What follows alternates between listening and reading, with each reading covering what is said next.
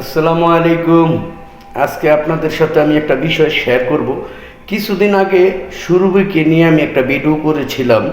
সেই ভিডিওতে বলেছিলাম যে একটা বিয়ে বাড়িতে গিয়ে যে ডান্স করো তোমরা, যে অশ্লীলতার ছোঁয়া তোমাদের ডান্সের মধ্যে আছে। সুরভিকে বলার 3 দিন পরেই সুবর্ণা আত্মহত্যা করে। আর সুবর্ণা আত্মহত্যা করবে না কেন? কারণ বাংলার জনগণ অদৃষ্ট হয়ে গেছে তাদের ডান্স দেখে। তারা যেভাবে ডান্স করে বিয়ে বাড়িতে, এভাবে কোনো মেয়েরা ডান্স করলে কোনো ইয়াং জেনারেশন ছেলেরা ঠিক থাকার কথা নয়। আর ঠিক থাকবেই কী করে?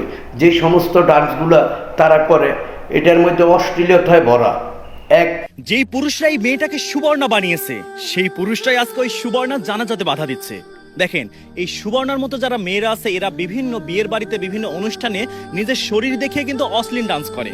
তারা মনে করে যে একটা অনুষ্ঠানে আমাদেরকে হাজার হাজার টাকা দিয়ে ভাড়া করে নিয়ে যাচ্ছে ডান্স করানোর জন্য, সেখানে আমিও মজা পাচ্ছি, তারা উপভোগ করছে। হ্যাঁ, আপনাদের ধারণা ঠিক, ওইসব পুরুষরা শুধুমাত্র আপনাদের টাকা দিয়ে উপভোগ করার জন্য নিয়ে যায়। আপনাদের কেউ কিন্তু বিয়ে করে সংসার করতে চায় না, কেন জানেন? কারণ আপনারা জাস্ট উপভোগের পণ্য হিসেবে এই পুরুষদের চোখের সামনে ঘুরে বেড়ান। এই যে আজকে সুবর্ণা হয়েছে, এই সুবর্ণা হওয়ার পিছনে শুধু সুবর্ণার হাত, ব্যাপারটা এরকম নয়। এক শ্রেণীর পুরুষও দায়ী যারা এই সুবর্ণাকে সুবর্ণা বানিয়েছে। সুবর্ণা হয়তো মনে করেছিল তিনি দুনিয়াতে যে কাজগুলো করছে সেগুলো সব পুরুষ তাকে অ্যাপ্রিসিয়েট করছে, সবাই তাকে সম্মান করছে, ভালোবাসছে। কিন্তু দিন শেষে তার মৃত্যুর পরে দেখা গেল ওই পুরুষরাই তার জানাজায় এসে বাধা দিচ্ছে। তাই এখনো যারা সুবর্ণার মতো মেয়েরা বিভিন্ন অশ্লীল ডান্স করে বেড়াচ্ছে, নিজের শরীর দেখে বেড়াচ্ছেন, একটু সাবধান হয়ে যান বোন।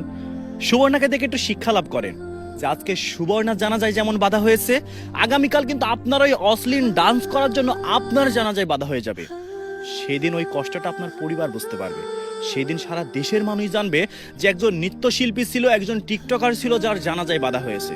হ্যাঁ, আমরা শুধু আপনাদের দোষ দিচ্ছি না, দোষ ওই শ্রেণীর পুরুষদেরকেও দিচ্ছি যারা আপনাদের ওই পথে নিয়ে যাচ্ছে। মানে দুনিয়াতে কিন্তু তারা আপনাদের বাধা দেয়নি, আপনাদের উপভোগ করেছে, কিন্তু মৃত্যুর পর তারাই আবার আপনাদের জানাজাতে বাধা দিচ্ছে। তাই সময় থাকতে সতর্ক হয়ে যান, যাতে আর কোনো সুবর্ণা আমাদের দেশে না হয়, আর কোনো সুবর্ণা জানাজায় যাতে বাধা না হয়।